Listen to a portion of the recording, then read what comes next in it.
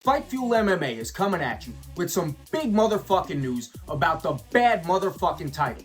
That's right, Dana White is talking about making a rematch between Nate Diaz and Jorge Masvidal for the BMF title. Today, we're going to give you a quick video about the origins of the belt, how the fight went, and why it should or shouldn't deserve a rematch.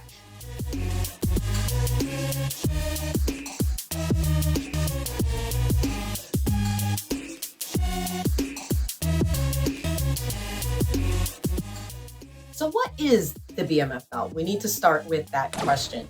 It all started UFC 241, Nate Diaz post-fight interview after he fought Anthony Pettis and won. He crowned himself the BMF champion. Just right then and there. It wasn't a thing that existed before. Nate Diaz just manifested it right then and there. Just like how he manifested a match with Conor McGregor back in the day. Nate Diaz is the king of post-fight promotion. Yeah. After he beat Michael Johnson, he gave that interview where he secured himself a fight with Conor McGregor. After the Pettis fight at UFC 241, he gave an interview that literally led to the creation of a title. Diaz might not be the most eloquent with his words, but he's smart and he knows how to promote himself. He knows how to promote himself to the point where the UFC takes this idea of him being the BMF title holder and they ran with it. They created an actual title and they created a super fight using this title as the grand prize against none other than Jorge Masvidal, who Nate picked as his opponent. Nate was actually the promoter and matchmaker for this fight. Good on you. And they pulled out all the stops for the initial BMF matchup. They had The Rock was there. Which just only added to the spectacle. Because, I mean, Joe Rogan even said it himself. He's like, this is ridiculous. I mean, it is ridiculous that The Rock came out to his wrestling music, doing his rock shtick, like his character. It just added to the spectacle. It definitely did. Yeah. And furthermore, Masvidal walked out with Roberto Duran walking him to the octagon. It was a big show. You know, it worked. It sold a ton of pay-per-views. Fans were invested in it. Everybody was hyped about the fight. Yeah. It was a really good idea. It was a smart idea of Diaz to create this title, and it was a smart idea of the UFC to run with it. Yeah, and the reason why we know all of these little details about the fight was because we just watched it today. We rewatched it today because the BMF title is in the news again, despite Dana saying back when this match initially happened that this was a one-off. If Dana says something's not happening, you know there's a good chance at some point it's going to happen, basically. Well, yeah, like right now, it's in the news again. Twitter was ablaze. We're thinking about a rematch, and we were like, well, where do you start in thinking about a rematch? You got to go back to the fight that started it. So we went back and we watched the first matchup between Diaz and Masvidal, and we kind of looked at it like, hey, does this fight need to have a rematch? Yeah, so we already kind of went over the intros and everything, which just sets up the stage for this spectacle. Like we said before, it was just emotion in the air of these two badasses going in there in Madison Square Garden, the historic implications, looking like the baddest motherfuckers, hence the title. It was very fitting of both of them, with their swagger, getting ready to just throw down. It worked, and you know, this matchup would only work with those two fighters. Like, imagine if they put Stephen Wonderboy Thompson in there against Nate Diaz fighting for the BMF title. No, it had to be these two guys, and they had to set it up the way they did. Now, we're going to move into fight analysis mode. Round one. Masvidal looks crisp with his striking, powerful and aggressive. Both these guys showed up in shape.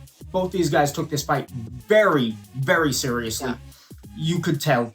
And Masvidal cut Nate Diaz open a minute into the fight. Yeah, it was a great combo. hit him with an elbow, followed up eventually with a kick. He may have let him clear his head. I don't know if Diaz was rocked or not. Diaz's chin is phenomenal. And I think Masvidal continued to dominate the entire first round. Body kicks. Brutal. Brutal body kicks. Gnarly boxing. Diaz definitely lost that first round badly. Yeah. He had mentioned he had a specific game plan, which we'll get into later, but at this point in his game plan, he was conserving his energy to explode in the later rounds. So it clearly showed. Yeah. Round 2.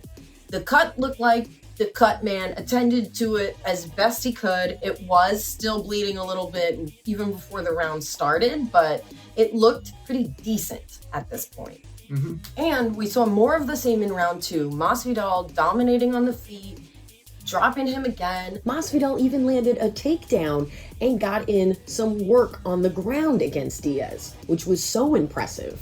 It was impressive. I mean, I feel like I knew Masvidal had grappling because he was able to survive 3 rounds against Damian Maia a lot of the time on the ground. Yeah. And Maia was incredibly complimentary about Masvidal's grappling after that matchup. But he usually prefers to strike. You can see why.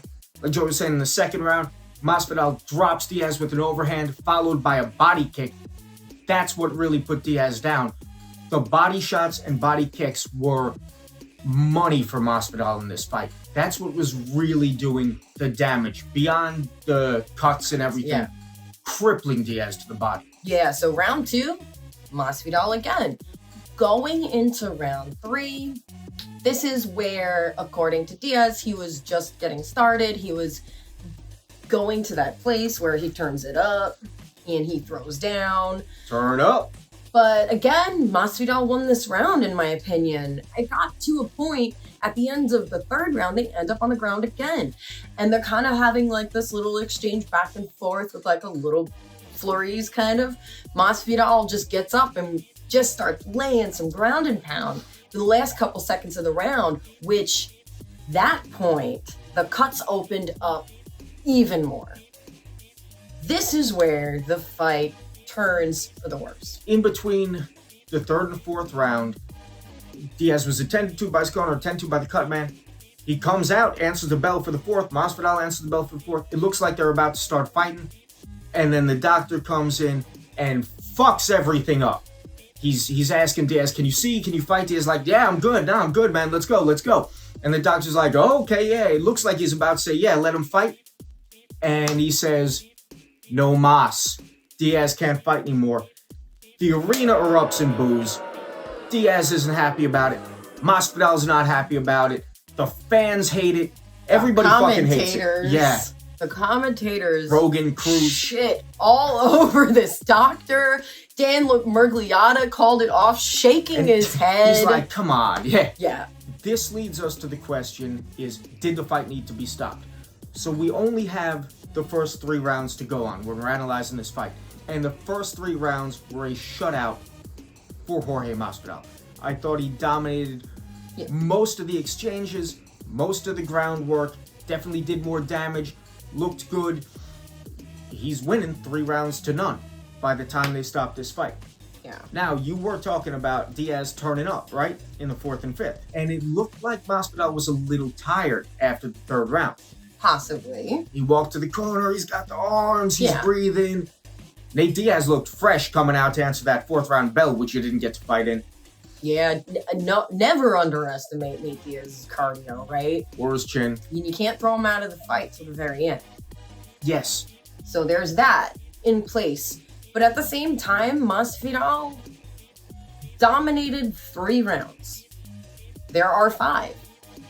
Right. Potentially. Right. If Diaz doesn't finish Masvidal, he's going to lose. Or if Diaz gets a 10-8, it's going to be a draw.